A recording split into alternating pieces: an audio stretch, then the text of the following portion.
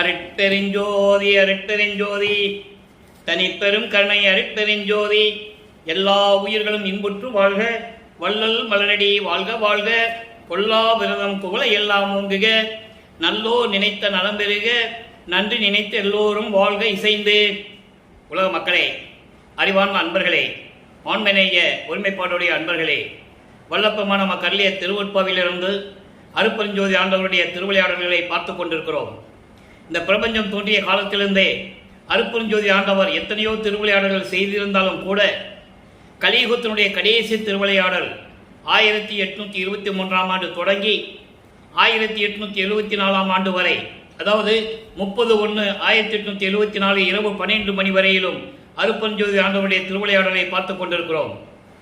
இந்த கடைசி திருவிளையாடல் நிகழ்த்தப்படுவதற்கு காரணம், ஏற்கனவே பிரபஞ்சம் தோன்றிய காலத்திலிருந்தே சமயங்களும் மதங்களும் மார்க்கங்களும் உருவாகி இந்த 4 யுகங்களிலுமே, கிரேத யுகம், திரேத யுகம், துவாபர யுகம், கலியுகம், 4 யுகங்களிலுமே சமயங்களை சார்ந்த தலைவர்களையும் மார்க்கங்களை சார்ந்த தலைவர்களையும் உருவகப்படுத்தி அதற்கு ஏற்றபடி ஆலயங்களை அமைத்து வழிபாட்டு முறைகளையும் அமைத்துவிட்டு மக்களை வழிபட செய்து விட்டார்கள். மக்களும் காலகாலமாக சமயங்களிலும் மதங்களிலும் மார்க்கங்களிலும் சொல்லப்பட்ட நெறிகளை பின்பற்றி கொண்டு வணங்கி கொண்டிருக்கிறார்கள். இந்த சமயங்களுக்கும் மதங்களுக்கும் மார்க்கங்களுக்கும் யுகங்களுக்கும் கால அளவு உண்டு.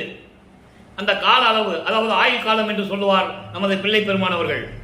அதெல்லாம் முடிந்த பிறகு இதனுடைய செயல்பாடுகள் எல்லாம் இழந்துவிடும். செயல்பாடுகள் இழந்த உடனே இந்த உலக மக்களுக்கு என்று ஒரு யுகம் வேண்டும். அந்த யுகத்திலே வாழ்கின்ற மக்களுக்கு ஒரு மார்க்கம் வேண்டும், ஒரு ஆன்மீக மார்க்கம் வேண்டும். அந்த ஆன்மீக மார்க்கம் சமரசமாக இருக்க வேண்டும். அந்த நிலையில் அருட்பெருஞ்சாண்டவர் சுத்த சன்மார்க்கத்தை நிறுவி அதை தன் மகன் கையில் ஒப்படைப்பதற்காக, தன்னிடம் வளர்கின்ற செல்வப்பிள்ளையிடம் ஒப்படைப்பதற்காக தனது மகனை ஒரு தாயின் வழியாக இந்த பூலோகத்திற்கு வருவிக்க செய்தார் அருட்பெருஞ்சோதி ஆண்டவர். அதன் பிறகு தன் மகனை சமயங்களிலும் மதங்களிலும் மார்க்கங்களில் ஈடுபட செய்து அந்த நெறியிலேயே பின்பட செய்து, அதன் பிறகு இதெல்லாம் தேவையில்லை என்று அருட்பெருஞ்சாண்டவர் அறிவித்த பிறகு, சுத்த சன்மார்க்கத்தை பெற்ற பிறகு அதனுடைய நிலை என்ன என்பதையும், 1823ஆம் ஆண்டு தொடங்கிய அருட்பெருஞ்சாண்டவருடைய திருவிளையாடல் 51 ஆண்டுகள் நடக்கிறது. இந்த 51 ஆண்டுகளில் நமது பிள்ளை பெருமானவர்கள், வளர்ப்புமானவர்கள் எப்படியெல்லாம் துன்பப்பட்டார் என்பதையும், அதன் பிறகு தன் மகனை ஆட்கொண்ட பிறகு எப்படியெல்லாம் நிகழ்ச்சிகள் நடந்து கொண்டிருந்தன, எப்படியெல்லாம் அருளை பெற்றுக் கொண்டார் என்பதையும் நாம் திருவொற்பாவிலிருந்து ஒவ்வொரு திருமுறையிலிருந்தும் ஒவ்வொரு பதிகத்திலிருந்தும் ஒவ்வொரு பாடலிலிருந்தும் பார்த்து கொண்டிருக்கிறோம். அந்த வகையில் நாம் பார்க்க வேண்டிய பாடல் 1ஆம் திருமுறை பதிகம் 6 திருவருள் முறையீடு 121வது பாடல். மொத்தம் 232 பாடல்களை கொண்டது. ஒவ்வொரு பாடலிலும் இறைவனுடைய நிலையையும், இறைவனிடமிருந்து ஞானத்தை பெற்ற பிறகு தன்னுடைய நிலையையும், இறைவனிடமிருந்து எந்த அருளை பெற முடியவில்லை என்ற நிலையையும் உலக மக்களுக்கு தெரிவித்துக் கொண்டிருக்கிறார் நமது பிள்ளை பெருமானவர்கள். அதை தான் பார்த்து கொண்டிருக்கிறோம். மகனை வருவிக்கு விட்ட பிறகு 1ஆம் ஆண்டிலிருந்து 8 ஆண்டுகள் வரைக்கும் எந்த விதமான அருளையும் கொடுக்கவில்லை அருட்பெருஞ்சோதி ஆண்டவர். 9வது ஆண்டு தொடக்கத்திலே தன் மகனை ஆட்கொண்ட பிறகு, மகனே நீ என்னால் வருவிக்க விட்டவன் என்ற நிலையை மட்டும் அறிவித்துவிட்டு, உனக்கு முன்பருவம் பின்பருவம் காட்டி அருள் செய்வேன் என்று சொல்லி ஞானத்தை மட்டும் கொடுத்துவிட்டு மறைப்பு நிலையை ஏற்படுத்திவிட்டு மறைந்து விடுகிறார். இந்த மறைப்பு நிலை என்பது பிரபஞ்சத்தினுடைய நிலைகள். அவர் ஏற்கனவே வல்லப்பமானவர்கள், இறைவனுடைய மகனாக இருந்தவர். சுத்த சன்மார்க்கத்தை மகனிடம் கொடுப்பதற்காக வருவிக்க செய்தார். இப்போ தன் மகனுக்கு மறைப்பு நிலையை கொடுத்து விட்டுக்கிறார். மறைப்பு நிலையை கொடுத்த பிறகு இவருக்கு என்ன நடந்ததுன்னு தெரியாது. இதுக்கு முன்னால் விண்ணுலகத்தில் என்ன நடந்தது, எப்படியெல்லாம் அவர் இருந்தார் என்ற நிலை அப்போ அவருக்கு தெரியாது. அந்த மறைப்பு நிலையை கொடுத்து விட்டு மறைந்து விடுகிறார். இப்போ நமது பிள்ளை பெருமானவர்கள் 2வது 8 இருந்து கொண்டிருக்கிறார். முதல் 8 வரைக்கும் ஒன்றும் கிடையாது. 8 ஆண்டுகள் வரைக்கும் வருவிக்க விட்டு 8 ஆண்டுகள் வரைக்கும் ஒன்றும் இல்லை. அப்போ 9வது ஆண்டு தொடக்கத்தில் என்ன நடந்தது? இறைவன் ஆட்கொண்டு விட்டார். இவருக்கு ஞானம் கிடைத்து விட்டது. இறைவனிடம் முறையீடு செய்கிறார். எப்படி? கண் கொண்ட நெற்றியும் கால் கொண்ட கண்டமும் கற்பளிக்கும் பெண் கொண்ட பாகமும் கண்டேன். முன் மாறன் பிறம்படியால் புன்கொண்ட மேனி புறம் கண்டிலேன். அப்புறத்தை கண்டால் ஒன் கொண்ட கல்லும் உருகும் என்றோ இங்கு ஒளித்தனையே. இது பாடல். பாடலுடைய விளக்கம் உங்களுக்கு புரியாட்டம். பாடலுடைய பொருள், அதாவது இந்த பாடல் புரியாட்டம் கூட இறைவன் கொடுத்த விளக்கம் ரொம்ப எளிமையாக இருக்கும். ஏன் இவர் சமயங்களிலும் மதங்களிலும் மக்களை பின்பற்றி கொண்டிருக்கிறார் என்ற நிலையை நம்ம பின்னால் பார்க்க போகிறோம். அதோடு மட்டுமல்ல, இந்த 4 யுகங்களிலுமே தொடர்ந்து சைவ சமயத்தை சேர்ந்தவர்கள் இறைவனை சிவபெருமான் என்றும், சொக்கநாதன் என்றும், நடராஜன் என்றும், மாசிலாமணி என்றும் பல பெயர்களை அழைத்துக் கொண்டிருந்தார்கள். அதே போன்று சிவாய நம்மை என்றும், நமச்சிவாய என்றும் மந்திரங்களை சொல்லிக் கொண்டிருந்தார்கள். அதே போன்று வைஷ்ணவ சமயத்தை சேர்ந்தவர்கள், திருமாலை ஏற்றுக்கொண்டவர்கள் பல பெயர்களை அழைத்துக் கொண்டு அதற்கேற்றபடி ஆலயங்கள் அமைத்து வழிபட்டுக் கொண்டிருந்தார்கள். சைவத்துக்கும் வைஷ்ணவத்துக்கும் சண்டைகள் மூளும், முரண்பாடுகள் நடக்கும். அதுபோன்று கௌபாரம், காணாபத்தியம், சௌரம், சாகரம் என்ற சமயங்களும் உருவாகி அதற்கேற்ற தலைவர்களை உருவாக்கி விட்டார்கள். இந்த நிலைகள் மாற வேண்டும் என்பதற்காகத்தான் அருட்பெருஞ்சாண்டவர் தன் மகனை வருவிக்க செய்தார் என்பதை நம்ம பின்னால பார்க்க போறோம். இப்போ வல்லப்பமானவர்கள் சிவபெருமானே தியாகராஜபெருமான் சொல்லிதான் ஆகணும், காலத்தின் கட்டாயம். அதே போன்று சமயங்களிலும் மதங்களிலும் மார்களில் சொல்லப்பட்ட நெறிகளை பின்பற்றி தான் ஆக வேண்டும். திருநீர் பூசணும், உத்தராட்சமாக அந்த மணியை கழுத்துல மாட்டிக்கணும், கடுக்காம் போட்டுக்கணும், ஊதுவத்தி சாம்பிராணி கொளுத்தி சாமியை வணங்கணும், தேங்காய் உடைக்கணும், எல்லா வேலையும் அவர் செய்யணும், காலத்தின் கட்டாயம். ஆக இதெல்லாம் பின்பற்றி கொண்டிருக்கும் போது இந்த பாடல சொல்றாரு, கண் கொண்ட நெற்றி, அதாவது நெற்றிக்கண் உடைய இறைவன். கார் கொண்ட கண்டம், கார் என்பது கருமை நிறம் என்று பொருள். அப்போ அந்த கருமை நிறம் பொருள் கொண்ட கழுத்து உடையவன் என்று சொல்லுகிறார். இதன் விளக்கம் நிறைய உண்டு, இருந்தாலும் சுருக்கமாக சொல்லுகிறேன். பார்க்கடலை கடையும் போது அமுதம் வேண்டும், அதாவது அரக்கர்கள் துன்புரித்துக் கொண்டிருக்கிறார்கள் தேவர்களை. அப்ப அது வலிமை பெற வேண்டும் என்றால் தேவர்கள் அமுதம் உண்ட வேண்டும், அமுதம் சாப்பிடணும். அப்ப என்ன பண்றாங்க, பார்க்கடலை ஒரு பாம்பை மத்தா வச்சு கடையிறாங்க. அப்ப பாம்பு அதோட விஷத்தை கக்குது, அமுதம் வருது, பாம்பு விஷத்தை கக்குது, அவன் ஒரு அரக்கன். அப்ப இந்த அமுதத்தை என்ன பண்றதுன்னு தெரியாம தேவர்கள்லாம் முடித்துக் கொண்டிருக்கும் போது, திகைத்துக் கொண்டிருக்கும் போது சிவபெருமான் அந்த அமுதத்தை, விஷம் உண்ட அமுதத்தை எடுத்து தான் உண்டு கழுத்தில் நிறுத்திக் கொண்டார். அந்த கழுத்து கருமை நிறமாக மாறிவிட்டது. மணிகண்டன் என்று சொல்லுவார், நீலகண்டன் என்று சொல்லுவார். அப்படிப்பட்ட இறைவன் கற்பு அளிக்கும் பெண் கொண்ட பாகமும், கற்பு அளிக்கும் பெண் பாகம் என்பது உமையாள். உமையாளை ஒரு பக்கம் கொண்ட, உமையாளை இடது பக்கம் கொண்ட இறைவன் முன் மாறன் பிறம்படியால் ஒரு காலத்தில் அரசனுடைய வேலையாட்களினால் பிறம்பால் அடித்து முதுகிலே புண் ஏற்பட்டதே. இது ஒரு திருவிளையாடல். அதாவது இறைவன் மாணிக்கவாசகரை, அதாவது வாதபுரானை மாணிக்கவாசகர் என்ற உலகத்துக்கு தெரியப்படுத்த வேண்டும். அதே நேரத்தில் வந்தி என்ற ஒரு பிட்டு விற்கிற மூதாட்டிக்கு முக்தி கொடுக்க வேண்டும். அப்போ இது 2 பேருக்கு ஒரே திருவிளையாடல் செய்யணும். அப்போ இரு வைகையின் கரையின் மண்பட பல்கால் எழுந்து விளையாடும் போதும் 1ஆம் திருமுறையில் திருவடி புகழ் இருக்கு. இரு வைகையின் கரை என்பது இறுகிய வைகை கரை. கரை அவ்வளவு வலிமையாக இருக்கின்ற கரைகள். அதை உடையிற அளவுக்கு ஆற்றுல வெள்ளம் வர வைக்கிறார். கரை உடையுது. அப்போ அரசன் கட்டளை எடுக்கிறான், வீட்டுக்கு ஒரு ஆள் அங்க மண் எடுத்து போட்டு கரை அடைக்கணும், வேலை செய்யணும். அப்ப வந்திக்கு என்ற மூதாட்டிக்கு குழந்தை இல்லை. அப்ப இவர் மகனாக செல்லுகிறார். வந்திகிட்ட போய் சொல்றாரு, அம்மா நான் உன் மகனாக செல்லுகிறேன், எனக்கு சாப்பிடுவதற்கு பிட்டு கொண்டு வா என்று சொல்லுகிறார். சரி என்று கிழவி மகிழ்ந்து பிட்டு எடுத்துக்கிட்டு போறாரு. இவர் பிட்டு சாப்பிட்டுட்டு மரத்தடியில் தூங்கிடுறாரு. ஏன் வேலை செய்யாம தூங்குறான்னு சொல்லி பரகுண பாண்டியனுடைய அரசாட்சியில் இருக்கின்ற அந்த வேலையாட்கள் எல்லாம் போய் அவரை பிறம்பால் அடிக்கிறாங்க இறைவனை. அப்போ முதுகுல புண்ணு வருது, அடிபட்ட இடம் ரத்தம் வருது. அதெல்லாம் சொல்றாரு, பிறம்படியால் மாறன் பிறம்படியால். ஒரு வேலையாட்கள், அரசனுடைய ஒரு வேலையாளு பிறம்படியால் அடித்த உடனே புண் கொண்ட மேனி புறத்துல இருக்குதான், முதுகுல. அப்படிப்பட்ட இறைவன் அதை நான் நான் பார்க்கவில்லை என்று சொல்கிறார். அப்படிப்பட்ட புண்ணு படித்த புண்ணை நான் பார்க்கல. அப்புறத்தை கண்டால் பொன் கண்ட கல்லும் உருகும் என்றோ. அந்த புண்ணை பார்த்துட்டா மலை கூட கரையும்னு சொல்லியா நீ மறைச்சி வச்ச? இப்படிப்பட்ட இறைவனே, இப்படியெல்லாம் திருவிளையாடல் செய்து கொண்டிருந்த இறைவனே, என்னையும் திருவிளையாடல் செய்து இந்த பூலோகத்துக்கு வருவிக்க செய்துவிட்டு மறைந்து விட்டாய். இதுவும் உன் திருவிளையாடல் தான் என்று நான் உணர்ந்து கொண்டேன். விரைவில் வந்து எனக்கு அருள வேண்டும். நான் மனம் வேதனைப்பட்டுக் கொண்டிருக்கிறேன் என்று சொல்லி இந்த முறையீடை செய்கிறார். அதுதான் திருவருள் முறையீடு. ஆக வல்லப்பெருமான் அவர்கள் வருவிக்கவுற்று 9 ஆண்டுகளுக்கு பிறகு இறைவனால் ஆட்கொள்ளப்பட்டு இந்த நிலையில் இருந்து கொண்டிருக்கிறார். இப்போ இந்த நிலை ஆண்டுகள் ஓடுகிறது. 13வது ஆண்டு தொடக்கத்தில் 3 ஆண்டுகள் இப்படியே ஓடுது. 13வது தொடக்கத்தில் திருவொற்றியூர் செல்ல வேண்டும் என்று அவருடைய மனம் விரும்புகிறது. மனம் விரும்புகிறது என்பதை விட அருட்பெருஞ்சாண்டவர் தன் மகனை திருவொற்றியூர் வரவேற்பதற்காக மனதை தூண்டி விடுகிறார். அப்போ இவர் திருவொற்றியூர் செல்லுகிறார்.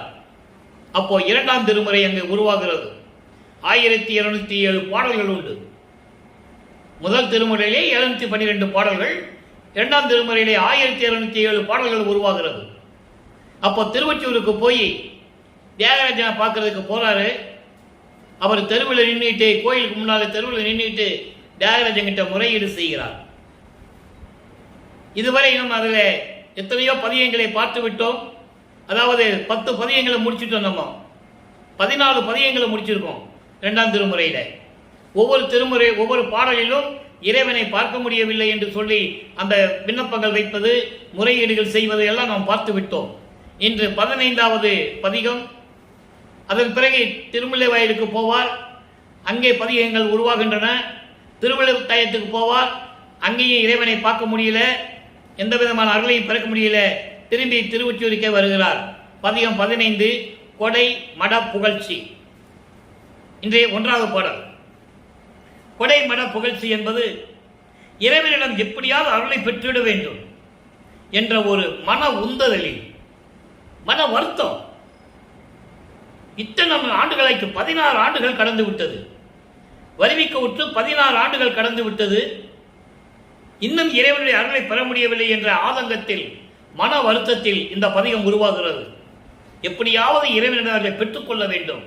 அப்போ இறைவனை புகழ்ச்சி, அந்த இறைவனுடைய அருளை புகழ்ச்சியாக சொல்வது மட்டுமல்லாமல் எப்படியாவது அருளை பெற வேண்டும் என்ற ஒரு ஆதங்கம். அதான் கொடைமட புகழ்ச்சி. 1வது பாடல். திறப்படும் திருமால் அயன் வாழ்த்த தியாகர் என்னும் ஒரு திரு பெயர் அடைந்தீர்.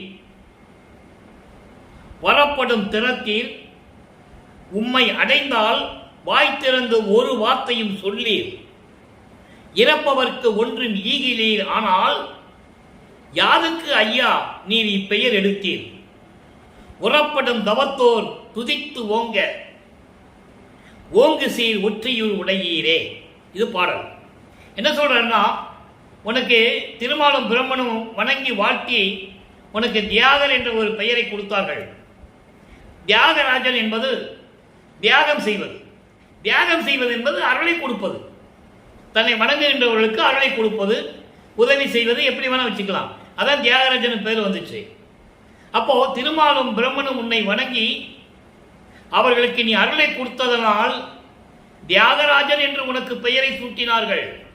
நல்ல கவனிக்கணும். நீங்க அந்த பெயரை உனக்கு நிலைத்து விட்டது. அதற்காகவே நீ திருவிளையாடல் செய்தாய். பிரம்மனும் திருமாலும் வணங்கி உன்னிடம் இருந்து வணங்கி அருளை பெற்றதனால் தியாகராஜன் என்ற பட்டம் அவர்கள் அந்த பெயரை உனக்கு கொடுத்தார்கள். அது நிலைத்து விட்டது உனக்கு. புறப்படும் திறத்தீர் அருள் வல்லமை உடைய, அருள் திறமை உடைய இறைவன் நீர். உம்மை வந்து அடைந்தால் வாய் திறந்து ஒரு சொல்லும், ஒரு வார்த்தையும் சொல்லீர். எதுக்கு வந்த, ஏன் வந்த, ஒரு வார்த்தை கூட நீ என்ன கேட்கல. அப்ப ஒரு மனம் எப்படி இருக்கும் பாருங்க, நினைச்சு பாருங்களேன் அன்பர்களே. இறைவன் மகன் என்று தெரியும், இறைவனால் இந்த பூலோகத்துக்கு வருவிக்க விட்டவன் என்று தெரியும். வேற யாரிடையும் சொல்ல முடியாது. தன்னுடைய மனக்குமுறலை வெளியே சொல்லவும் முடியாது. மனசுக்குள்ளேயே வச்சு அடக்கி கொண்டோம்னா மனம் எப்படி விரும்பி இருக்கும், யோசனை பண்ணி பாருங்க. அப்போ அந்த நேரி சொல்றார், இப்போ உங்ககிட்ட வந்த ஒரு வார்த்தையை நீ சொல்றது இல்லை. இறப்பவர்க்கு ஒன்றென்னு ஈகிறீர்களானால் என்னை போன்று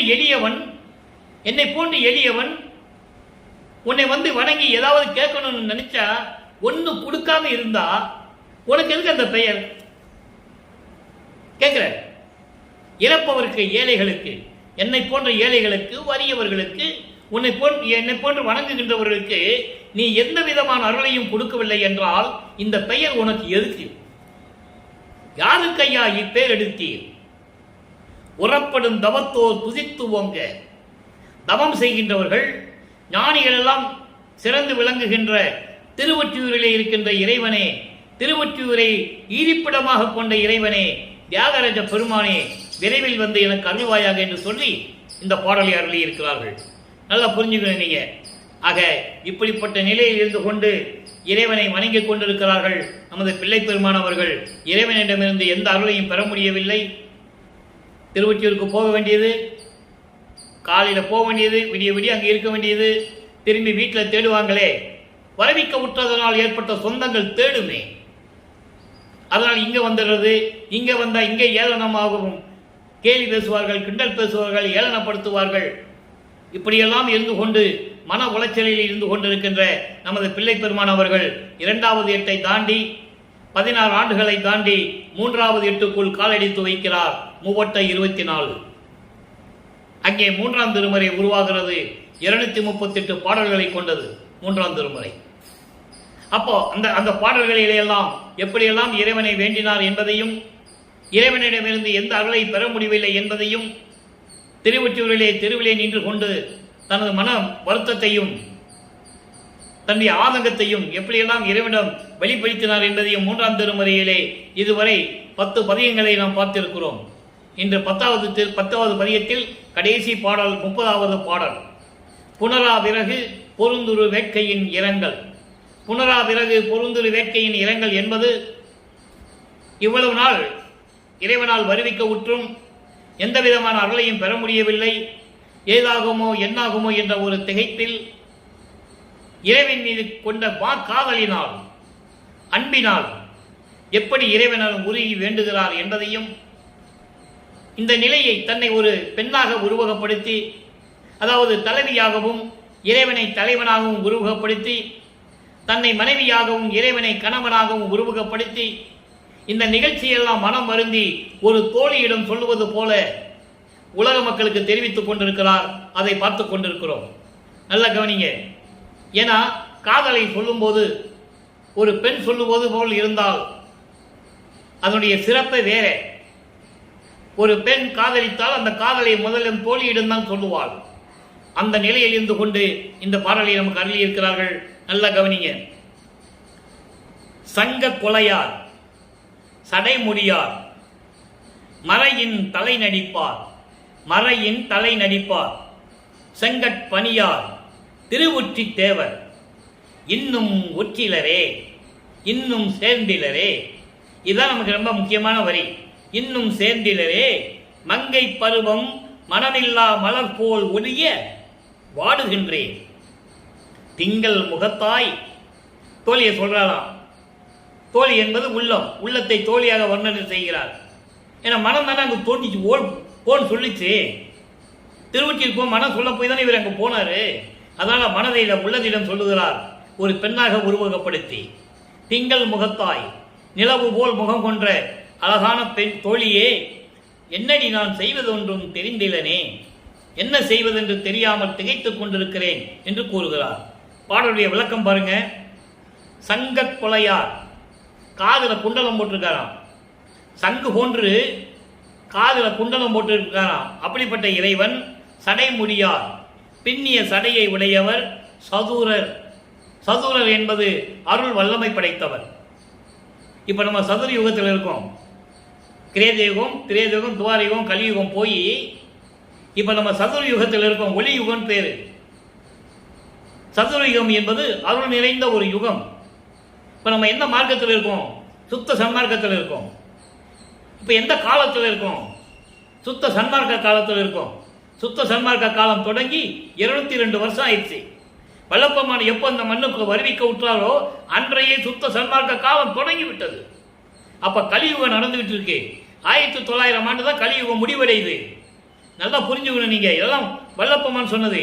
அன்பர்களே, நான் ஏற்கனவே கூறியது போல இங்கு பேசக்கூடிய கருத்துக்கள் எதுவாக இருந்தாலும் கற்பனை அல்ல, கதை அல்ல, எனது சொந்த கருத்தல்ல.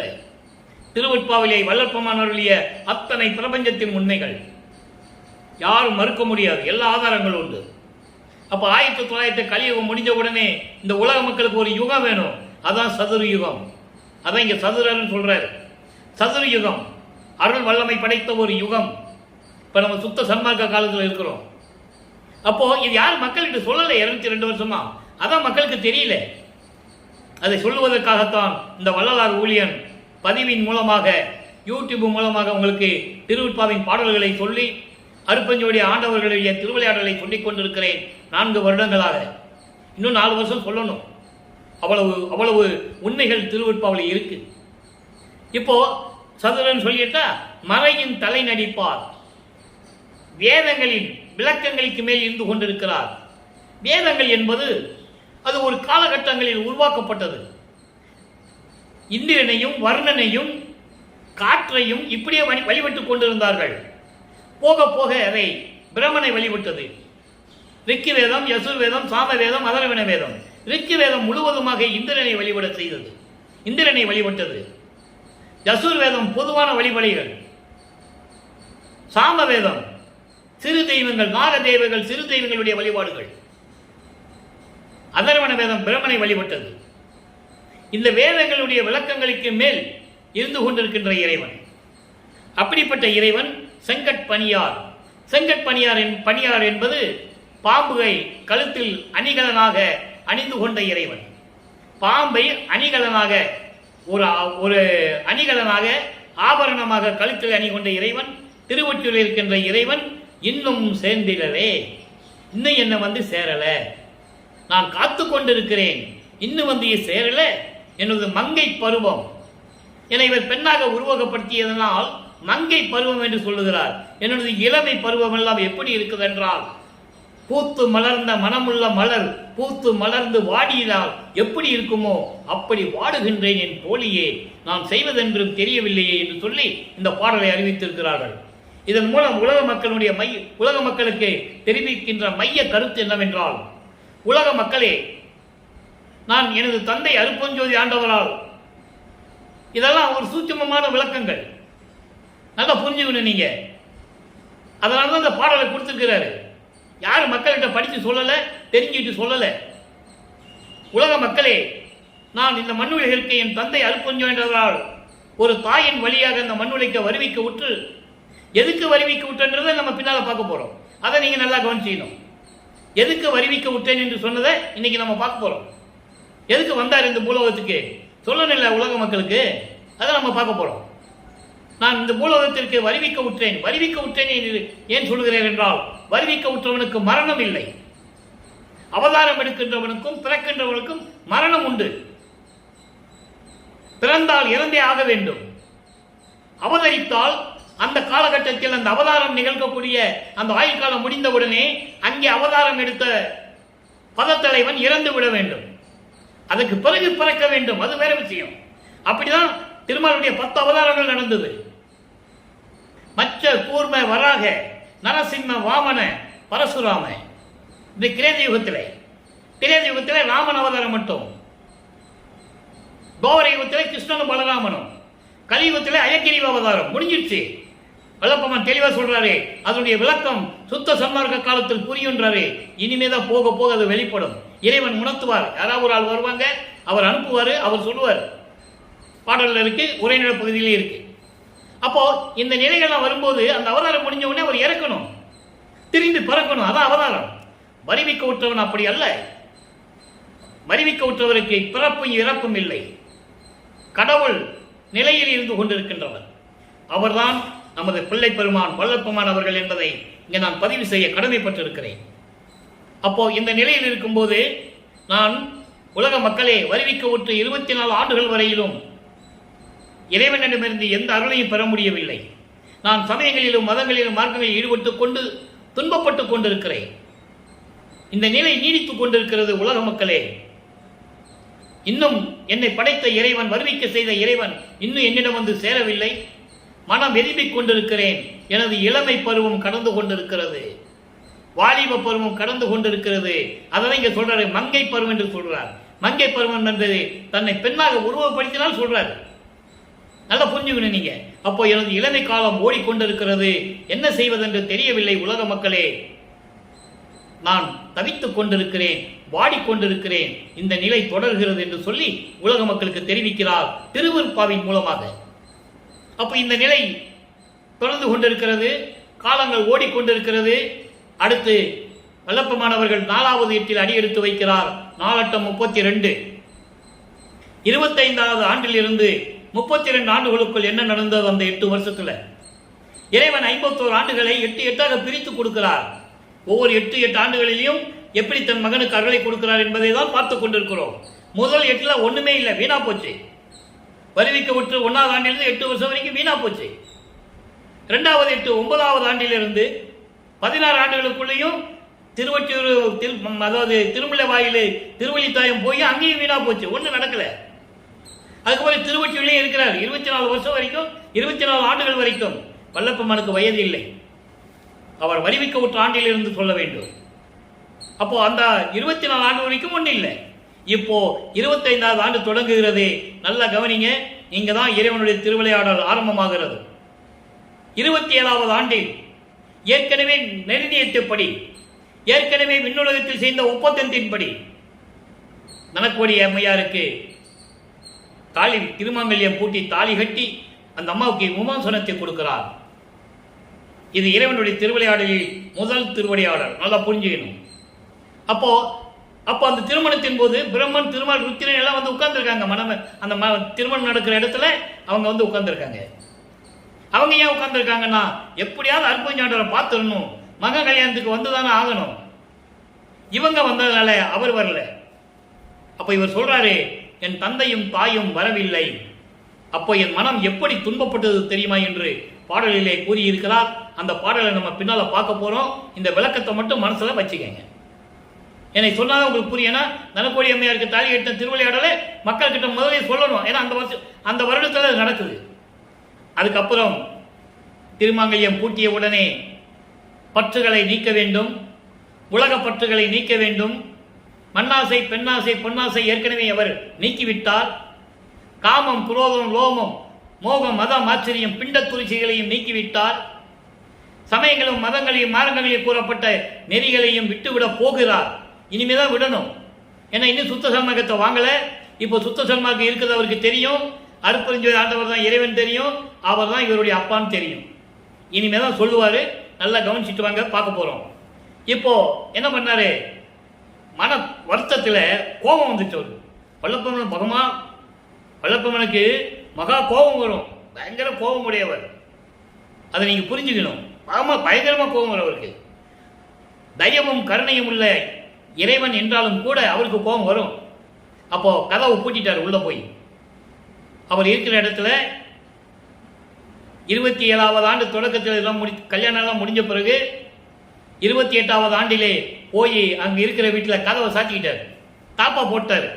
இனிமே எங்கேயும் போக போறது இல்லை, இறைவனா வந்து கதவை திறந்து உள்ள வரட்டும், அது வரைக்கும் எங்கேயும் போக போறது தாப்பா போட்டார். இப்போ இறைவன் வருகிறார். மகனுடைய கோபத்தை கண்டு அவனை சமாதானப்படுத்த வேண்டும், மகனை சமாதானப்படுத்த வேண்டும், மகனுக்கு அருளை கொடுக்க வேண்டும் என்ற காரணத்தினால் இறைவன் திருவழியாக நடந்து வருவது போல நடந்து வந்து, ஏன்னா மகன் சாந்தப்படுறதில்ல. பாரு மகனே, உன்னால தெருவில் நடந்து வந்து என் காலெல்லாம் சிவந்து போச்சு, கால் வலிக்குது, புண்ணாய் போச்சு அப்படின்னு மகன் கிட்ட சொல்லணுமா? எவ்வளவு அற்புதம் பாருங்க.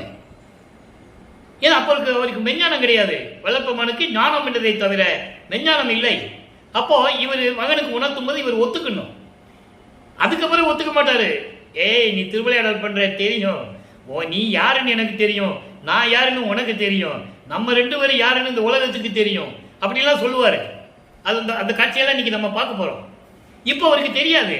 ஓஹோ, நம்ம அப்பா நம்மளை பார்க்கறதுக்காக விண்ணுலகத்திலிருந்து வந்து பாவம் தெருவழியா நடந்து வந்து காலு புண்ணாகி போய் நம்மளை பார்க்க வந்திருக்காரே, அப்ப நம்ம கோபத்தை தணிஞ்சிக்கணும் அப்படின்னு இவர் கோபத்தை சாந்தப்படுத்தணுமா? எப்படி எல்லாம் திருவிளையாடல் நடக்குதுன்னு சொல்றீங்க? அப்போ அவர் நடந்து வராரு. திருவழி அதை சொல்றார் பாட்டில், உலக மக்களுக்கு தெரிவிக்கிறார். 24 ஆண்டுகள் வரைக்கும் ஒண்ணுமே இறைவனை வாங்க முடியாதுன்னு சொன்னார்ல பாட்டில். இப்போ இறைவன்கிட்ட நான் வாங்கினது அவர் உலக மக்களுக்கு சொல்லணும்ல, சொல்றாரு. 4ஆம் திருமுறை 12 அருட்பிரகாச மாலை, மொத்தம் 100 பாடல்கள். இன்னைக்கு 46வது பாடல். நல்லா கவனிக்கணும். ஒன்றாகி இரண்டாகி ஒன்று இரண்டின் நடுவே உற்ற அனுபவமயமாய் ஒளிரடிகள் வருந்த. எப்படிப்பட்ட திருவடிகள் அவங்க அப்பா திருவடி, எப்படிப்பட்ட திருவடின்னு சொல்றாரு. ஒளி அடிகள், ஒளிரடிகள், அருள் வல்லமை படைத்த திருவடிகள் வருந்த அன்றார நடந்து இரவில் யான் உறையும் இடத்தே. அன்று ஒரு நாள் இப்படியெல்லாம் கால் வலிக்க நடந்து வந்து நான் இருக்கும் இடத்தை தேடி ஒன்றாகி இரண்டாகி. அதுக்கு ஒரு சின்ன விளக்கம் இருக்கு, நிறைய விரிவாக சொல்லலாம், நமக்கு நேரம் இல்லை. ஒன்று என்பது ஏகம் என்று பொருள், இறைவன் ஒருவன், ஒன்று என்று பொருள், ஏகம். அப்ப இறைவன் ஒருவன் என்ற நிலையிலும் இரண்டாகி விந்து நாதமாகி பரவிந்து பரநாதமாகி, அதாவது அருள் சக்தியாகி, இப்படி இரண்டாகி இருந்தது. ஒன்றின் இரண்டின் நடுவே அருள் உற்ற நிலையாய் ஒன்று இரண்டின் நடுவே என்பது இந்த இரண்டுக்கும் தலைமையாக, இரண்டுக்கும் தலைமை ஏகனாகவும் அருள் சக்தியாகவும் இருந்து கொண்டு இந்த 2 நிலைகளுக்கும் தலைமை பீடமாக இருந்து கொண்டிருக்கின்ற நடுவே அந்த வெளியிலே உற்ற அனுபவமயமாய், சிவானந்தா அனுபவமயமாய். இங்க பாருங்க, இங்க வந்து தியாகராஜன் பெருமான் சொல்ல மாட்டாரு, சிவபெருமான் சொல்ல மாட்டாரு, நமச்சிவாயன் வராது, சிவாய நமன் வராது, எதுவுமே வராது. நல்லா கவனிச்சுக்கிட்டே வரணும். ஏன்னா இவர் அருட்பெருஞ்சோதி தான் இறைவன் சொல்லணும், சுத்த சன்மார்க்கத்தை பெற்றுட்டேன்னு சொல்லணும். ஆனால் இப்போ சொல்ல முடியாது. இப்போதான் சமயங்களையும் மதங்களையும் மார்க்கங்களையும் விட்டு வெளியே வந்திருக்கிறாரு. இனி சுத்த சன்மார்க்கத்தை வாங்கலை, இனிமேதான் வாங்க போவாருங்க. அதை தான் நம்ம பார்த்துக்கிட்டு இருக்கோம். அப்போ இப்படியெல்லாம் நடுவிலே இருந்து கொண்டு சிவானந்த அனுபவமாய் விளங்கி கொண்டு அருளாட்சி செய்து கொண்டிருக்கின்ற உன்னுடைய திருவடிகள் வருந்த பூலோகத்திற்கு வந்து உன்னுடைய திருவடிகள் வருந்த மண்ணிலே கால் பதித்து அன்று ஒரு நாள் இரவில் நடந்து வந்து நான் இருக்கும் இடத்தை தேடி நான் பூட்டிய கதவை திறக்க செய்து, நல்ல கவனிக்க, கதவும் திறப்பித்து. இவர் திறக்கலை, தட்டுறாரே, இவர் திறக்கலை. வா மகனை, நீ உள்ள திறந்து வான்னு சொல்லி உட்கார்ந்துட்டார். அவர் கதவை திறப்பித்து அன்போடு என்னை அழைத்து மகனே என்று அழைத்து நன்று ஆற எனது கரத்து ஒன்று அருளி, ஒன்றுன்னு தான் சொல்லுவார். அதனால நம்ம பார்த்துட்டு இருக்கோம். அது என்ன ஒன்று? அருள் கொடை. என்ன அருள் கொடை? பின்னால பாடல்ல சொல்லுவார். சுத்த சன்மார்க்கத்தை வாங்கின பிறகு அது சொல்லுவார். அது வரைக்கும் ஒன்று தான் சொல்லுவார். நல்லா புரிஞ்சுக்கணும் நீங்க. அப்போ அந்த மாதிரி இரவிலே நடந்து வந்து என் கையை நன்றாக விரித்து உள்ளங்கையிலே ஒரு அருள் கொடையை கொடுத்து, மகனே இங்கே பூலோகத்தில் இருந்து நீ எண்ணியவாறு நடத்து என்று உரைத்தாய். ஒரு அருள் கொடையை கொடுத்துட்டு, மகனே இந்த பூலோகத்தில் எப்படி நினைக்கிறியோ அப்படியெல்லாம் இரு மகனே என்று சொல்லி நீ எனக்கு அருள் செய்தாய். அது மட்டும் இல்லாமல் இன்றும் வந்து இன்று ஆற அருள் கொடையை கொடுத்துட்டு போயிட்டல்ல, என்ன விளக்கணும்னு சொல்லல, மறுபடியும் வராது. ஐயோ மகன்கிட்ட விளக்கம் சொல்லாம வந்துட்டோமே அப்படின்னு சொல்லிட்டு இன்று ஆற மறுபடியும் வந்து அதனை உணர்த்தினை. அந்த அருள் கொடை கொடுத்தார்ல, அது எப்படிப்பட்ட அருள் கொடை, அதனுடைய செயல் விளக்கம் என்ன என்பதை எனக்கு கற்றுக் கொடுத்தாய். நின் அருளை நான் என்னவென்று சொல்லுவேன், மணிமன்றில் இறங்கிய சத்குருவே என்று சொல்லி இந்த பாடலை நம் கருளியிருக்கிறார்கள். மணிமன்றம் என்பது அம்பலத்திலே திருவிளையாடல் செய்து கொண்டு இருக்கின்ற இறைவனே என்று சொல்கிறார். சரி, இப்போ 32 ஆண்டுகள் வரைக்கும் இந்த நிலை தொடர்ந்து விட்டது. அதன் பிறகு தன் மகனை அழைக்கிறார். மகனே என்று சொல்லி நமது பிள்ளை பெருமான் அவர்கள் சிவஞான வெளிக்கு சென்று கொண்டிருக்கிறார். இதெல்லாம் நம்ம பார்த்துட்டோம். இன்னைக்கு பார்க்கிறவங்களுக்கு விளக்கம் தெரியணும்ல, அதனால ஒரு சின்ன சுருக்கம். நம்ம விளக்கமா பார்த்துட்டோம், எப்படி போனாரு, எப்படி கடந்து போனாருன்ற விளக்கமா பார்த்துட்டோம். அந்த பதிவை பார்க்காதவங்களுக்கு புரியணும்ல, அதுக்காக ஒரு சின்ன விளக்கம். இப்போ இவர் அங்கு சிவஞான வெளிக்கு போயிட்டு இருக்கிறாரு, தத்துவங்களை கடந்து போயிட்டு இருக்கிறாரு. அந்தங்களை கடந்து போயிட்டு இருக்கிறாரு. ஒரு நிலை வரும்போது எங்க போகணும்னு தெரியல, அவருக்கு போக முடியல, அந்த இடத்துல நிற்கிறாரு. இதை அருட்பெருஞ்சோதியார் பார்த்துட்டாரு, மகன் நெருங்கி வந்துட்டான்னு சொல்லி இவர் போறார். அந்த பாடல்ல சொல்றாரு, அந்த பாடலுடைய விளக்கத்தை நம்ம பார்த்துட்டோம். மகனை கை கொடுத்து தூக்கி வா மகனை என்று சொல்லி மகனை வரவேற்று சிவஞான வெளிக்கு அழைத்து சொல்லுகிறார். இவர்களுடைய வரவை எதிர்பார்த்து கொண்டிருக்கிறார்கள் தேவர்கள், பதத்தலைவர்கள் என்பது பிரம்மன், திருமால், ருத்திரன், மகேஸ்வரன் எல்லாருமே காத்து கொண்டிருக்கிறார்கள். தேவர்கள் எல்லாம் உட்கார்ந்து சூழ்ந்து கொண்டிருக்கிறார்கள். தன் மகனை வரவேற்று உள்ளே கொண்டு சென்று கொண்டிருக்கிறார். எல்லாம் எழுந்து வணங்குகிறார்கள். வருங்காலத்தில் எங்களை காக்க வேண்டிய அருள் கடலை என்று சொல்லி நமது பிள்ளை பெருமானை வணங்குகிறார்கள். அங்கே அமைக்கப்பட்டிருந்த சபையின் நடுவே, அந்த கூடத்திலே நடுவிலே அமைக்கப்பட்டிருந்த சிங்காசனத்தில் தன் மகனை அமர்த்தி வருங்காலத்தில் இந்த பிரபஞ்சத்தை இயக்கக்கூடிய எனது மகன் என்று சொல்லி அங்கீகாரம் கொடுக்கிறார். இதெல்லாம் பாடல்களிலே உண்டு. அந்த பாடல்களை நம்ம விளக்கம்லாம் கொடுத்துட்டோம். ஏன்னா இன்னைக்கு பார்க்கிறவங்களுக்கு இது தெரியல, அதுக்காக ஒரு விளக்கம், அவ்வளவுதான். அப்போ மறுபடியும் எல்லாவற்றையும் சுத்த சன்மார்க்கத்தை எல்லாம் பெற்றுக்கொண்டு சாகா கல்வியையும் எடுத்துக்கொண்டு அவர் பூலோகத்துக்கு திரும்புகிறார். திரும்பும் போது நேரே கருமொழி என்ற கிராமத்திற்கு, அங்க உறைந்த இடத்துக்கு அவர் வருகிறார். நல்லா புரிஞ்சுக்கணும். அப்போ வந்துட்டாரு. வந்த உடனே 6ஆம் திருமுறையில் என்ன உருவாகிறது? பதிகம் 37 அருள் விளக்க மாலை. இதுக்கு முன்னாடி இந்த பதிகெல்லாம் நம்ம பார்த்துட்டோம், படிப்படியா பார்த்துக்கிட்டு வரோம். எப்படி 1ஆம் திருமுறையிலிருந்து 4ஆம் திருமுறை வரைக்கும் எப்படி ஒவ்வொரு பதியத்தில் பாடலை பார்க்குறோமோ, அதே போன்று 6ஆம் திருமுறையில் எடுத்திருக்கோம். 5ஆம் திருமுறை விடுங்க, நான் ஏற்கனவே விளக்கம் கொடுத்துருக்கேன். இப்போ அது நமக்கு தேவையில்லை. ஏன்னா அங்கே எல்லாமே தத்துவ தலைவர்களை பற்றி பாடியது, அதாவது முருகனை பற்றி பாடியது, விநாயகனை பற்றி பாடியது, இப்படி பல பாடல்கள் இருக்கும். அதுல இறைவனுடைய திருவிளையாடல் எதுவுமே அங்கே இருக்காது. அது பாடியது எப்போ அற்ப அறிவில் இருக்கும்போது பாடினேன் என்று சொல்லுவார். அப்ப தெரியாம பாடினது இருக்கட்டும், அது ஒரு பக்கம் இருக்கட்டும், அது விளக்கம் தேவையில்லை. இப்ப 6ஆம் திருமுறை வரும்போது அருள் விளக்க மாலை உருவாகிறது. ஏற்கனவே 36 பதியத்தை நம்ம பார்த்துட்டோம். இன்னைக்கு அருள் விளக்க மாலையின் 100 பாடல்ல இன்னைக்கு 56வது பாடல். நல்ல கவனிங்க. சாகா கல்வியிலே சொல்லிட்டேனா, அங்க போய் சுத்த சன்மார்க்க சாகா கல்வி எல்லாம் கத்துக்கிட்டு தான் வராது. ஏம சித்தியை ஏற்கனவே வாங்கிட்டாரு. ஏம சித்தி, சாகா கல்வி, தத்துவங்களை நிகரம் செய்தல், அந்த தத்துவங்களை கடந்து அங்க போறாரு. என்ன, அப்புறம் கடவுள் நிறைந்த அம்மைய மாதம், அது கடைசி, அது 6வது எட்டுல வரும். வல்லப்பமார்கள் வருவிக்க விட்டு 48வது ஆண்டுல தான் அது தொடங்குது. அந்த திருவிளையாடல் இன்னும் நம்ம பார்க்கல. இப்ப இருக்கிற திருவிளையாடல் 40 ஆண்டுகளுக்குள் என்ன நடந்தது என்பதை நம்ம பார்த்துட்டு இருக்கோம். நல்லா புரிஞ்சுக்கணும் நீங்க. இப்போ இந்த நிலையில் இருக்கும்போது சாகா கல்வியிலே தலையான நிலையே, இறைவனுடைய நிலையை சொல்லணும், அப்பனுடைய நிலையை. ஏன்னா 4 திருமுறை வரைக்கும் என்ன சொன்னாரு? சிவபெருமானு, தியாகராஜ பெருமானு, நடராஜன், சொக்கநாதன், இப்படிதான் சொல்லிட்டு இருந்தாரு. இப்ப சுத்த சன்மார்க்கத்தை வாங்கின பிறகு இந்த பிரபஞ்சத்தின் உண்மையான இறைவன் யார்? மறைக்கப்பட்ட நிலை என்ன? பிரபஞ்சத்தில் மறைச்சிட்டாங்க எல்லாருமே, யாருக்கு தெரியாது. அருட்பெருஞ்சோதி ஆண்டவர் ஒரு கடவுள் இருக்கிறது யாரும் சொல்லல, யாருக்கும் தெரியாது. அதை இப்ப சொல்றார். சாகா கல்வியிலே தலையான நிலையை. சாகா கல்வி என்பது வேற ஒன்றும் இல்லை, சுத்த சன்மார்க்கத்தினுடைய நெறி, சுத்த சன்மார்க்க நெறி, சுத்த சன்மார்க்க ஞானம், அதான் சாகா கல்வி. அப்போ சாகா கல்வி கிடைக்கணும்னா என்ன இருக்கணும்? சுத்த சன்மார்க்கத்தில் இருக்கணும்.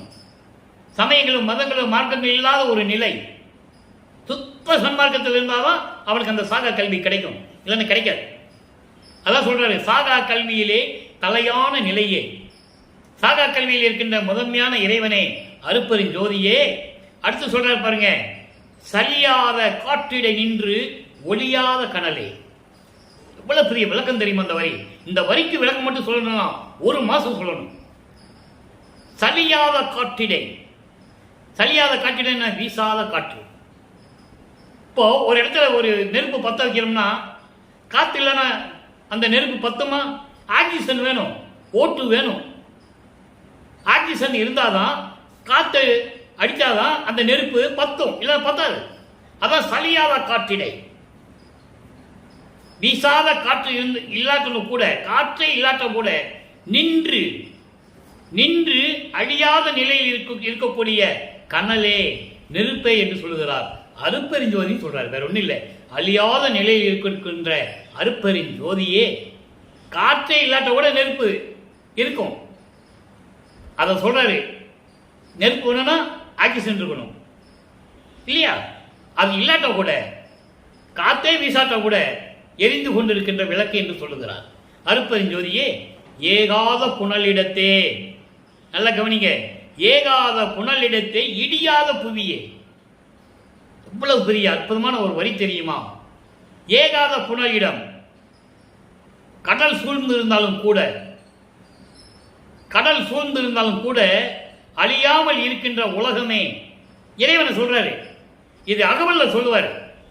கடல் அவை அனைத்தும் கரையின்றி நிலையுற அடல் அனல் அமைத்த அருட்பெருஞ்சோதி. இந்த உலகத்தில் கடலுக்குன்னு கரை இல்லை, ஆனா உலகத்தை சுத்தி கடல் இருக்கு. ஏன் உலகம் மூழ்கல? ஏன் அழியல? அப்போ இறைவனுடைய திருவிளையாடல் அங்கு சொல்றாரு, அடல் அனல் அமைத்த அருட்பெருஞ்சோதி. கடலுக்கு அடியிலே நெருப்பு இருக்கு.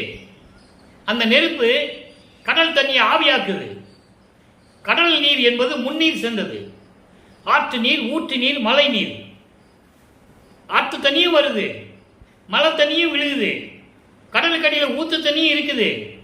ஆனா ஏன் கடல் மட்டும் உயரல? அடல் அனல் அமைத்த அருட்பெருஞ்சோதி.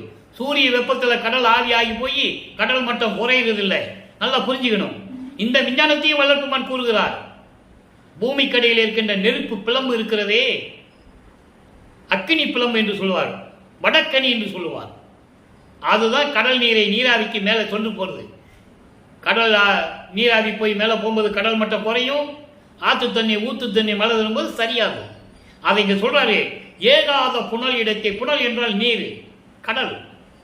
புனல் இடத்தை இடியாத புவியே. உலகமே, உலகத்துக்கு முன்னால எல்லா கடல் தண்ணி சூழ்ந்திருந்தால் கூட உலகம் அழிவதில்லை. அது போன்று அழியாத நிலையில் சுயமாக தோன்றிய இறைவனே என்று கூறுகிறார். இதான் சுத்த சன்மார்க்க விளக்கம். அடுத்து ஏகாத மந்திரத்தை பேசாத பொருளே. ஏகாத மந்திரம், நிலையில் நிற்காத மந்திரங்கள்லாம். இந்த மதங்களும் சமயங்களும் மார்க்கங்களில் கூறப்பட்ட மந்திரங்கள், நமச்சிவாய, சிவாய நம, ஓம் சிவாய, சிவ சிவா, இந்த மந்திரங்கள் எல்லாம் பேசப்படாத, இந்த மந்திரங்கள் எல்லாம் சொல்லப்படாத, இந்த மந்திரங்களால் அழைக்கப்படாத இறைவன், ஒரே இறைவன் அருட்பெருஞ்சோதி ஆண்டவர். அவருடைய ஒரே மகாமந்திரம் தான் அருட்பெருஞ்சோதி, அருட்பெருஞ்சோதி, தனிப்பெருங்கண்ணை அருட்பெருஞ்சோதி என்ற மந்திரம். தன் மகனுக்கு அறிவித்தார், மகன் உலக மக்களுக்கு அறிவித்தார். அருட்பெருஞ்சாண்டவர் தன் மகனுக்கு இந்த மந்திரத்தை அறிவித்தார். சன்மார்க்க கொடி கட்டிவிட்டு பேருபதேசம் பண்ணும்போது, இறைவன் எனக்கு கொடுத்த மந்திரத்தை உங்களுக்கு நான் தருகிறேன் என்று சொல்லி பிள்ளை பெருமானவர்கள் கொடுத்தார்கள். அதான் மகாமந்திரம். நல்லா புரிஞ்சுக்கணும். அப்போ எந்த மந்திரமும் தேவையில்லை. இறைவன் ஒருவன், அவருக்கு தேவையான மந்திரம் அருட்பெருஞ்சோதி, அருட்பெருஞ்சோதி, தனிப்பெருங்கனை அருட்பெருஞ்சோதி. அதை இந்த வரியிலே சொல்லுகிறார். ஏசாத மந்திரத்தை பேசாத பொருளே. அந்த வரிக்கு தான் பொருள். அடுத்து கூகா என்று என்னை கூடி எடுக்காதே, ஆரவாரம் செய்து எல்லாருக்கும் அறியும்படி என்னை கட்டி அணைத்து அருளை கொடுக்காமல், யாருக்கும் தெரியாமல், கூகா என்று கூடி என்னை கூடி எடுக்காது, யாருக்கும் தெரியாமல் என்னை ஆட்கொண்டு எல்லா அருளையும் கொடுத்து என்றும் குலையாத வடிவு எனக்கே கொடுத்த. நல்லா கவனிக்கணும். ஏற்கனவே இந்த விளக்கம் நான் கொடுத்துருக்கேன். எனக்கே இவர் சொல்லுவாரு, அவர் மகனை பார்த்து உனக்கு மட்டும் தான் கொடுத்தேன்னு சொல்லுவார். உனக்கே. அப்ப எனக்கு மட்டும் குலையாத வடிவம், அழியாத தேகம், முத்தேகத்தை எனக்கே கொடுத்த தனி அமுதே, சுத்த சன்மார்க்க அமுதே, மா காதல் உடையார்கள். இறைவன் மீது யாருக்கு மா காதல் இருக்கும்? சுத்த சன்மார்க்கத்தை சேர்ந்தவனுக்கு தான் இருக்கும். சுத்த சன்மார்க்கத்தை சேர்ந்தவர்களுக்கு தான் இறைவன் மீது மா காதல் உண்டு. மற்றவர்கள் எல்லாம் சமயங்களையும் மதங்களையும் மார்க்கம் சார்ந்தவர்கள் வந்து இங்க அருட்பெருஞ்சோதி சொன்னா கூட வெளியே போய் மற்ற மந்திரத்தை சொல்லிட்டு போயிடுவாங்க. அவங்க வந்து அருட்பெருஞ்சோதிக்கு மா காதல் கொண்டவர்கள் அல்ல. உயிர் மூச்சு இருக்கிற வரைக்கும் அருட்பெருஞ்சோதின்னு சொல்றானே, அவன் மா காதல் உடையவர்கள் இறைவன் மீது.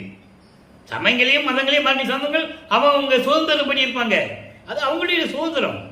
ஆனால் சுத்த சன்மார்க்கத்தில் வந்து விட்டால் சுத்த சன்மார்க்கத்துக்கென்று ஒரு விதிமுறை இருக்கிறது.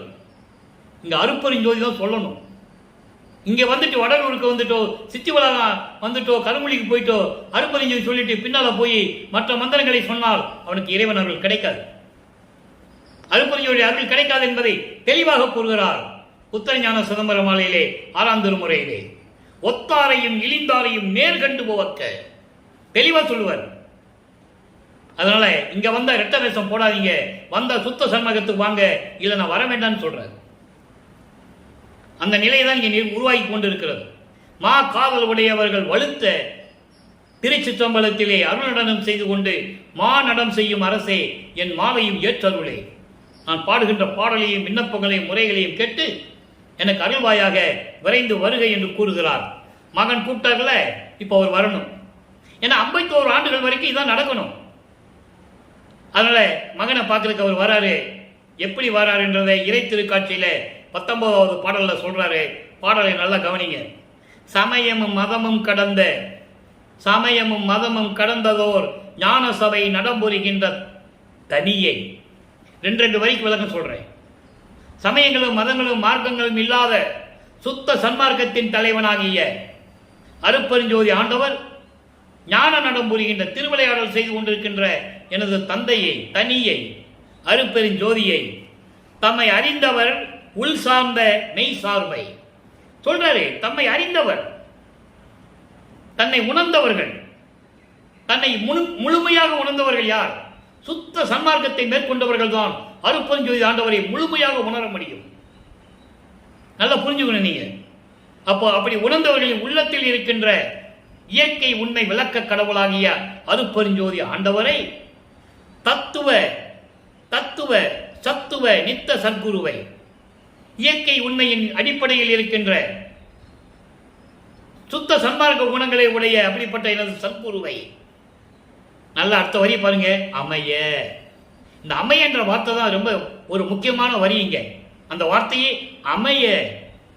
அமைய என் மனத்தை திருத்தி நல் அருளார் அமுதளித்து அமர்ந்த அற்புதத்தை. இந்த 2 வரிக்கு பாருங்க. அமைய சுத்த சன்மார்க்கத்தை இந்த உலகத்திற்கு தெரியப்படுத்த வேண்டும், உலக மக்களை இதில் நிறுத்த வேண்டும். அதான் அமைய. அதற்காக என்னை வருவிக்க செய்த அதான் அமைய. சுத்த சன்மார்க்கத்தை உலக மக்களுக்கு தெரியப்படுத்த வேண்டும், உலக மக்களை சுத்த சன்மார்க்கத்தில் நிறுத்த வேண்டும். அந்த சுத்த சன்மார்க்கத்தை என்னிடமும் கொடுத்து, அதான் சொல்றாரு. இந்த அம்மை என்ற வார்த்தைக்கு அகவலிலே ஒரு பாடல் உண்டு. ஆன்ற சன்மார்க்கம் அணிபெற என்னைத்தான் ஈன்று அமுதளித்த இனிய நற்றாயே. அதான் அமைய. அப்ப அந்த சுத்த சன்மார்க்கத்தை கொடுப்பதற்காக என் மனதை திருத்தி என்பது வருவிக்கவுற்ற 32 ஆண்டுகள் வரையிலும் நான் சமயங்களிலும் மதங்களிலும் மார்க்கங்களில் இருந்த அந்த மனதை, அந்த வேறுபாடுகளை, அந்த முரண்பாடுகளை, சங்கற்ப விகற்பங்களை நீக்கி திருநீர் பூசுவதை நிறுத்த சொல்லி, உத்தராட்சமணியை கழுத்துல போட்டதை கழுத்தி எரிய சொல்லி, கடுக்கான கழுத்த சொல்லி, கடுக்கான கழுத்ததே இறைவன் தான் திருடன் வேடத்தில் வந்தது. அந்த திருவிளையாடல் நம்ம பின்னால பார்க்க போறோம். கண்டிப்பா சொல்லுவேன். அது பெரிய திருவிளையாடல் அங்க இருக்கு. அப்ப இந்த நிலைகளெல்லாம் மாற்றி என் மனதை திருத்தி எனக்கு சுத்த சன்மார்க்கத்தை கொடுத்து அதிலே இருக்க வைத்து, அதான் அமைய, இருக்க வைத்து எனக்கு அமுதளித்து சுத்த சன்மார்க்கம் என்ற ஒரு அமுதத்தை கொடுத்து என் உள்ளத்தில் அமர்ந்த அற்புதமான இறைவன் அருப்பெருஞ்சோதியை நிமல நிற்குணத்தை, மலங்கள் இல்லாத, நிமலம் என்பது மலங்கள் இல்லாதது. அதான் இறைவனை நிமலன் என்று சொல்லுவார், அமலன் என்று சொல்லுவார். நீங்க 6ஆம் திருமுறையில படிச்சீங்கன்னா புரியும். சுத்த சன்மார்க்க வேண்டுகோள வருவ அந்த வார்த்தைகள்லாம் வரும். அமலா, நிமலன், விமலன் எல்லாம் வரும். அப்படிப்பட்ட இறைவனை, சிற்குணாகார நீதியை, மெஞ்ஞான அறிவு கொண்ட இறைவனை கண்டு கொண்டேனே. பார்த்துட்டார். அதாவது வருவாரு போவாரு, நீ ஏன் என் கூட நிரந்தரமா இருக்க மாட்டேன்னு கேட்பாரு. அதுக்கு விளக்கத்தை இன்னைக்கு நம்ம பார்க்க போறோம். இப்போ இறைவனுடைய திருவிளையாடல சொல்லணும். 52வது பதிகம் பொது நடம். நல்லா படிச்சுட்டு பாடல்கள் ரொம்ப அருமையா இருக்கும். இறைவன் கொடுத்த விளக்கம் இது. நானும் தமிழ் இலக்கண இலக்கிய படிச்சுட்டு வந்து சொல்றேன் உங்ககிட்ட. கிடையாது, இறைவன் கொடுத்த விளக்கம். அடியேன் பொருட்டு, நல்ல கவனிங்க, அடியேன் பொருட்டு இவ் அவனி மேல் கருணை அருள் வடிவு எடுத்து எழுந்தருளி. இறைவனுடைய திருவிளையாடல் சொல்றார். உலகம் சொல்லணும்ல. 22 வருஷமா யாரும் சொல்லலையே. யாராவது ஒரு நாள் என்னைக்காவது ஒரு நாள் எவனா சொல்லுவான்னு சொல்லி தான் எழுதி வச்சாரு. வள்ளலார் அடியை கூலியன் சொல்லிட்டு இருக்கேன். இந்த அடியேன் பொருட்டு உன்னாலே வருவிக்க உற்று என்னையும் ஒரு பொருட்டாக நினைத்து இந்த பூலோகத்தில் கருணை அருள் வடிவை எடுத்து அருப்பெருஞ்சோதி வடிவம் எடுத்து எழுந்தருளி எனக்கு எழுந்தருளி யாரும் பார்க்க முடியாத இறைவன் யாரு?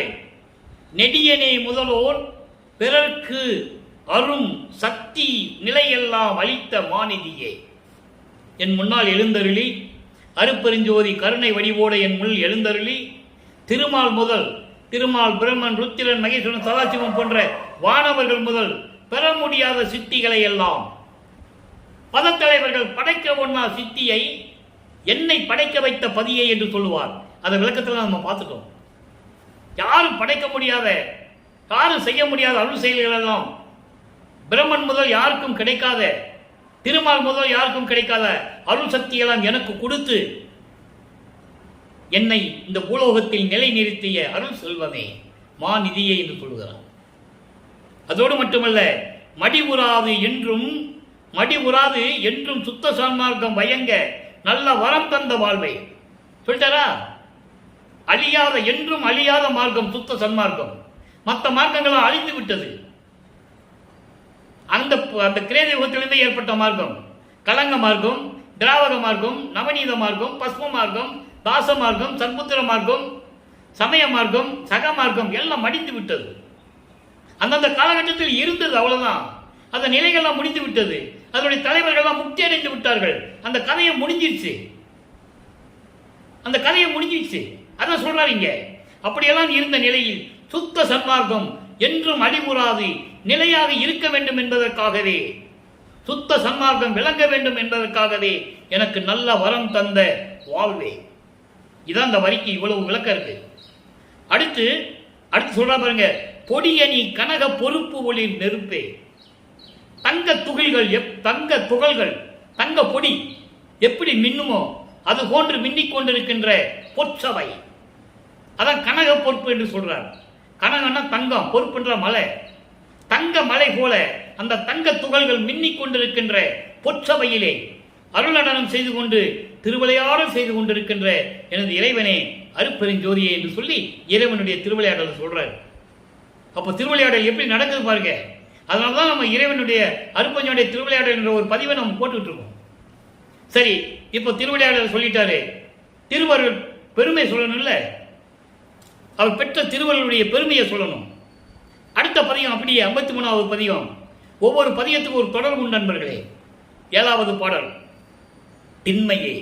திண்மையே முதல் ஐங்குணம் கருவாய செல்வமே நல் வழிகாட்டும் கண்ணையே கண்ணை கலந்த என் கண்ணே கண்ணுரை இயந்த நற்கருத்தே உண்மையே எல்லாம் உடைய ஓர் தலைமை ஒரு தனி தெய்வமே உளவா வன்மையே என்றே வந்து அருள் ஜோதி வழங்கினேன் வாழ்க நின் மாண்பே. அருள் ஜோதி வாங்கினது சொல்றாரு, இறைவனை சொல்றாரு. உறுதிபட திண்மையோடு இருக்கின்ற இறைவனே, 5 பூதங்கள் முதல் எல்லாவற்றையும் ஆண்டு கொண்டிருக்கின்ற இறைவனே, எல்லா உயிர்களுக்கும் நல்வழி காட்டும் அருள் நோக்கமே. கண்மை என்றால் நோக்கம். அததான் காரணம் என்று சொல்லுவார். காரணம் என்ன? நோக்கம். காரியம் என்ன? செயல். அதான் காரணம் காரியம் கடந்த கடவுளை என்று கூறுவார். என்ன நோக்கத்திற்காக அதை அந்த செயல்பாடு எதற்காக? அந்த நிலையில் இருக்கின்ற இறைவனே, அருள் கணத்தோடு அருள் நோக்கோடு என் உள்ளத்தில் என் கண்ணில் கலந்து கொண்ட இறைவனே, கண்ணுரையை அந்த நல்ல கருத்தே. இது இறைவனை பற்றி சொல்லிட்டே இருக்கிறார். உண்மையே, இயற்கை உண்மையே, எல்லாம் உடைய ஒரு தலைமை ஒரு தனி தெய்வமே என்றேன். தலைமைப்பதி, யாருக்கும் நிகரில்லாத இறைவன், யாருக்கும் கட்டுப்படாத இறைவன். அதை இவர் சொல்லுவாரு, நான் பிரமனால் உருவாக்கப்பட்டவன் அல்ல, திருமலால் காக்கப்படுபவன் அல்ல, என்னை பெற்றெடுத்த தந்தை அருப்பெருஞ்சோதி என்று சொல்லுவார். நீயே என் தந்தை அருளுடையாய், என்னை நேர்ந்து பெற்ற தாயே என்று சொல்லுவார். இவர் யார் கட்டுப்பாட்டில் இல்லை வல்லப்பமானவர்கள் என்பதை இங்கே நான் பதிவு செய்ய கடமைப்பட்டிருக்கிறேன். அப்படிப்பட்ட நிலையில் இருக்கின்ற இறைவனே, நீ வா என்றேன், வந்து அருள்ஜோதி வழங்கினேன் என்று கூறுகிறார். அடுத்து பாருங்க, இன்ப கொலைவு. இறை இன்ப குலைவு 56வது பதிகம்.